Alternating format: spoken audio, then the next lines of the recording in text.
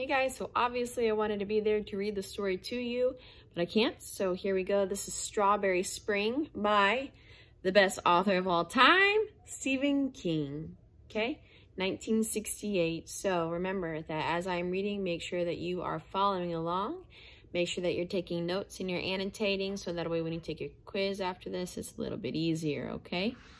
All right, Spring-Heeled Jack. I saw those two words in the paper this morning, and my God, how they take me back. All that was 8 years ago, almost to the day. Once, while it was going on, I saw myself on nationwide TV, the Walter Cronkite Report. Just a hurrying face and the general background behind the reporter, but my folks picked me out right away. They called long distance. My dad wanted my analysis of the situation. He was all bluff and hearty and man to man. My mother just wanted me to come home, but I didn't want to come home. I was enchanted. Enchanted by that dark and mist-blown strawberry spring and by the shadow of violent death that walked through it on those nights 8 years ago. The shadow of Spring-Heeled Jack. In New England, they call it a strawberry spring. No one knows why. It's just a phrase that the old-timers use. They say it happens once every 8 or 10 years. What happened at New Sharon Teachers College that particular strawberry spring? There may be a cycle for that too, but if anyone has it figured out, they've never said. Note, Stephen King also has a cycle for the book It. Pennywise returns every 27 years. So that's kind of a pattern in his writing. At New Sharon, the strawberry spring began on the 16th of March, 1968. The coldest winter in 20 years broke on that date. It rained, and you could smell the sea 20 miles west of the beaches. The snow, which had been 35 inches deep in places, began to melt, and the campus walks ran with slush. The winter carnival snow sculptures, which had been kept sharp and clear-cut for 2 months by the sub-zero temperatures, at last began to sag and slouch. The caricature of Lyndon Johnson in front of the Tep fraternity house cried melted tears. The dove in front of Prashner Hall lost its frozen feathers, and its plywood skeleton showed sadly through in places. And when night came, the fog came with it. Moving silent and white along the narrow college avenues and thoroughfares, the pines on the wall poked through it like counting fingers, and it drifted, slow as cigarette smoke, under the little bridge down by the Civil War cannons. Listen to the tone that he's setting with these words that he's using, right? How he describes the fog as moving silent, and how it covers the pines like they're sticking through with like poking fingers through that fog. That's giving them that personification. It's giving them human-like qualities, okay? It made things seem strange, out of joint, magical. The unwary traveler would step out of the juke-thumping, brightly lit confusion of the grinder, expecting the hard, clear starriness of winter to clutch him. And instead, he would suddenly find himself in a silent, muffled world of white, drifting fog. The only sound his own footsteps and the soft drip of water from the ancient gutters. You half expected to see Gollum or Frodo or Sam go hurrying past. Full stop. That's an illusion. A-L-L-U-S-I-O-N.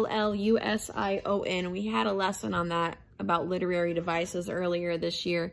And so that's actually an allusion to the Lord of the Rings novels. So make sure that you note that. Lord of the Rings, whenever we're talking about Gollum, Frodo, and Sam. Okay?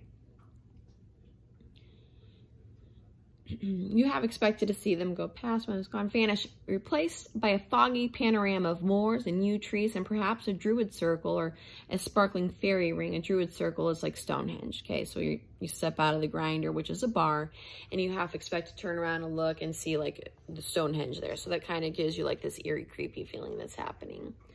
The jukebox played Love is Blue that year. It played Hey Jude endlessly. It played Scarborough Fair, so we're talking about the Beatles, all right? And at 10 minutes after 11 on that night, a junior named John Dancy, on his way back to his dormitory, began screaming into the fog, dropping books on and between the sprawled legs of the dead girl lying in the shadowy corner of the Animal Sciences parking lot, her throat cut from ear to ear, but her eyes open and almost seeming to sparkle as if she had just successfully pulled off the funniest joke of her young life. Dancy, an education major and a speech minor, screamed and screamed and screamed. The next day was overcast and sullen, and we went to classes with questions eager in our mouths. Who? Why? When do you think they'll get him? And always the final thrilled question, did you know her? Did you know her? Yes, I had an art class with her. Yes, one of my roommate's friends dated her last term. Yes, she asked me for a light once in the grinder. She was at the next table. Yes, I. Yes, yes. Oh, yes, I. The reason why people do this is it's a natural reaction. Whenever there's some sort of tragedy, they find a way to link themselves to it. So King is kind of showing this right here in this phrase here. How all the characters, and every time it comes up, they link themselves to her. We all knew her. Her name was Gail Kerman, pronounced Kerman, and she was an art major. She wore granny glasses and had a good figure. She was well liked, but her roommates had hated her. She had never gone out much, even though she was one of the most promiscuous girls on campus. She was ugly, but cute. She was a vivacious girl who talked little and smiled seldom. She'd been pregnant, and she had leukemia. She was a lesbian who had been murdered by her boyfriend. It was Strawberry Spring, and on the morning of 17th of March, we all knew Gail Kerman. So what all those are, it's a huge list of oxymorons, okay? And why King is doing that is just to kind of show that these are just rumors flying around, that oftentimes that people will just make things up and you believe them. So that lends a little bit to the fact that this narrator that you're listening to isn't very reliable at this point, because he's just presenting all this information that he's hearing like it's factual. Half a dozen state police cars crawled onto the campus, most of them parked in front of Judith Franklin Hall, where the Kerman girl had lived. On my way past there to my 10 o'clock class, I was asked to show my student ID. I was clever. I showed him the one without the fangs. Do you carry a knife? The policeman asked me cunningly. Is this about Gail Kerman? I asked. After I told him that the most lethal thing on my person was a rabbit's foot keychain. What makes you ask? He pounced. I was 5 minutes late to class. So right there, I was 5 minutes late to class. The reader needs to infer the fact that he was then taken in and questioned by the police, okay? It was Strawberry Spring, and no one walked by themselves through the half-academical, half-fantastical campus that night. The fog had come again, smelling of the sea, quiet and deep.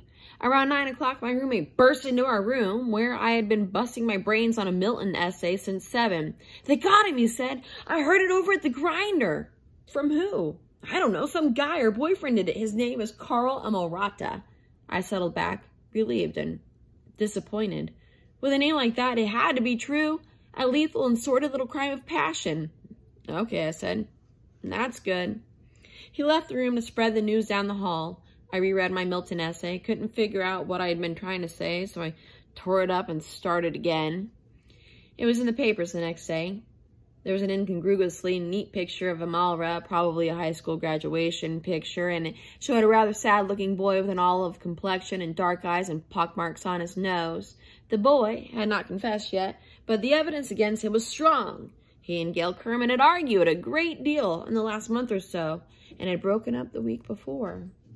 Amalra's roomie had said he had been despondent. In a footlocker under his bed, police had found a 7-inch hunting knife from L.L. Bean's and a picture of the girl that had apparently been cut up with a pair of shears. Again, our narrator's just hearing these things and presenting them to you, the reader, as facts, so check that reliability. Beside Amalra's picture was one of Gail Kerman. It blurrily showed a dog, a peeling lawn flamingo, a rather mousy blonde girl wearing spectacles. An uncomfortable smile had turned her lips up and her eyes were squinted. One hand was on the dog's head. It was true then. It had to be true. The fog came again that night. Not on little cat's feet, but an improper, silent sprawl. That language is beautiful. Look at how he's describing the fog coming in. Not on little cat's feet, but an improper, silent sprawl. So it's not that idea that it's kind of coming in quietly and creeping in. It's just coming in and covering everything, right? And whenever we say sprawl, that's almost like a word that describes things as like not being proper, okay? So it's just covering everything, whether it wants to be covered or not. I walked that night. I had a headache, and I walked for air, smelling the wet, misty smell of the spring that was slowly wiping away the reluctant snow, leaving lifeless patches of last year's grass bare and uncovered, like the head of a sighing old grandmother. For me, that was one of the most beautiful nights I can remember. The people I passed under the haloed streetlights were murmuring shadows, and all of them seemed to be lovers, walking with hands and eyes linked. The melting snow dripped and ran, and from every dark storm drain the sound of the sea drifted up. a dark winter sea now strongly ebbing. I walked until nearly midnight, until I was thoroughly mildewed, and I passed many shadows, heard many footfalls clicking dreamily off down the winding paths. Who is to say that one of those shadows was not the man or the thing that came to be known as Spring-Heeled Jack? Not I, for I passed many shadows, but in the fog I saw no faces. The next morning, the clamor in the hall woke me. I blundered out to see who had been drafted, combing my hair with both hands and running the fuzzy caterpillar that had craftily replaced my tongue across the dry roof of my mouth. Drafted. 1968. He's talking about Vietnam War. Okay, so whenever he wakes up and there's all kinds of this crazy stuff going on and he comes out, he thinks that someone's been drafted. If you don't know what a draft is, think back to whenever we read the lottery and how they randomly choose people. That's kind of what a draft is too, and they used to do it by birth dates, if I'm not mistaken, for Vietnam. Okay, he got another one, someone said to me, his face pallid with excitement. They had to let him go. Who go? Amara, someone said gleefully. He was sitting in jail when it happened. When what happened? I asked patiently. Sooner or later I would get it. I was sure of that. The guy killed someone else last night, and now they're hunting all over for it. For what? The pallid face wavered in front of me again. Her head. Whoever killed her took her head with him.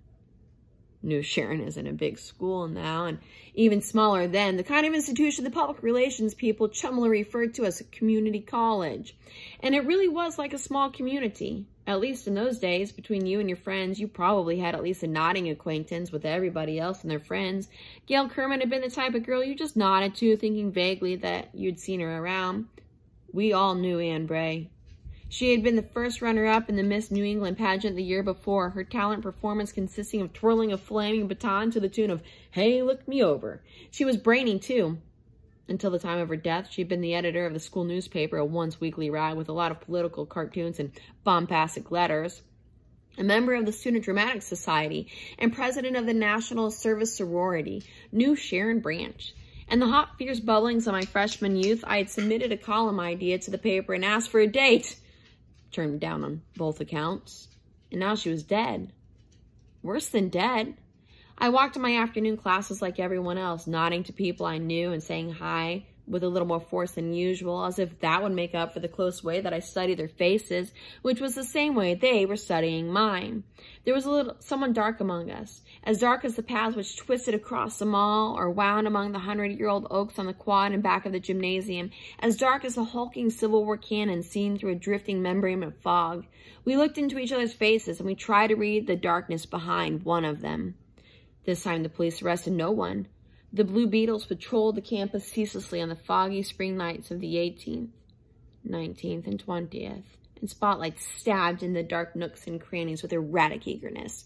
So look at his language right there. How is he describing the police officers? He's comparing them to bugs, right? Blue Beetles. And then he also goes on to explain that the lights are like stabbing into these dark nooks and crannies. It's not like this gleeful pretty light. They're stabbing into the nooks and crannies, okay? The administration imposed a mandatory 9 o'clock curfew. A foolhardy couple discovered necking in the landscaped bushes north of the Tate Alumni Building were taken to the New Sharon police station and grilled unmercifully for 3 hours. There was a hysterical false alarm on the 20th when a boy was found unconscious in the same parking lot where the body of Gail Kerman had been found. A gibbering campus cop loaded him into the back of his cruiser, put a map of the county over his face without bothering to hunt for a pulse, and started towards the local hospital, siren wailing across the deserted campus like a seminar of banshees. Halfway there, the corpse in the back seat had risen and asked hollowly, "Where the hell am I?" The cop shrieked and ran off the road. The corpse turned out to be an undergrad named Donald Morris, who had been in bed the last 2 days with a pretty lively case of flu. Was it Asian flu last year? I can't remember. Anyway, he fainted in the parking lot on his way to the grinder for a bowl of soup and some toast. The days continued warm and overcast. People clustered in small groups that had a tendency to break up and reform with surprising speed. Looking at the same set of faces for too long gave you funny ideas about some of them. And the speed with which rumors swept from one end of the campus to the other began to approach the speed of light. A well-liked history professor had been overheard laughing and weeping down by the small bridge. Gail Kerman had left a cryptic two-word message written in her own blood on the blacktop of the Animal Science parking lot. Both murders were actually political crimes, ritual murders that had been performed by an offshoot of the SDS it's getting late, to protest the war. This was really laughable. The New Sharon SDS had 7 members.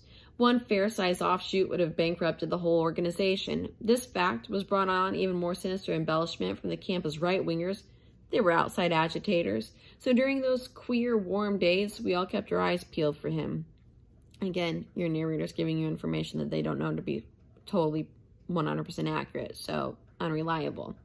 The press, always fickle, ignored the strong resemblance our murderer bore to Jack the Ripper and dug further back, all the way to 1819.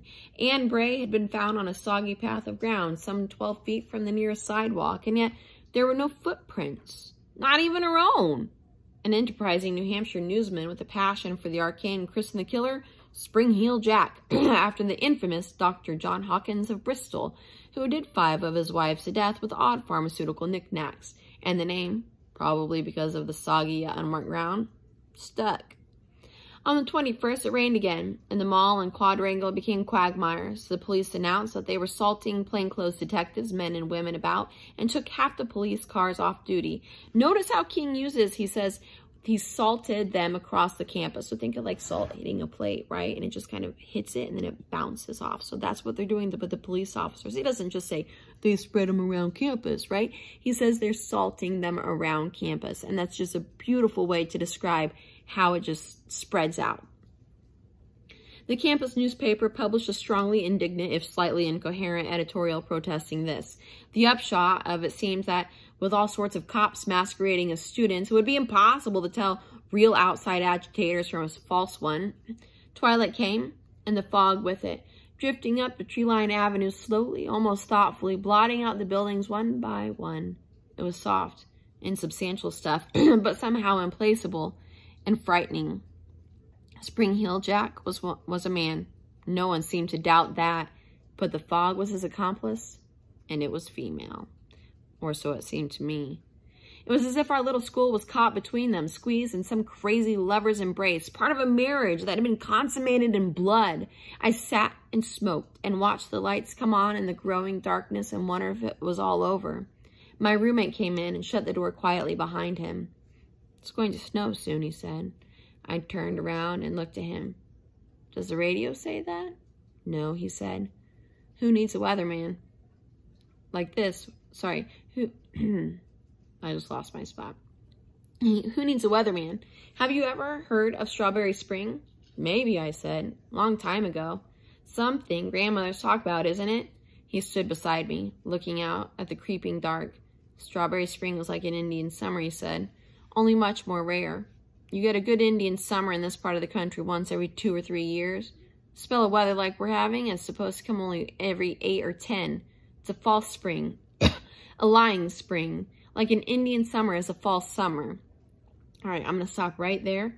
I'm going to go get a drink, and then I will just start a part 2, and I'll label it appropriately. Okay, so we're not done with Strawberry Spring. This is the end of part 1, and then you'll have part 2 coming up.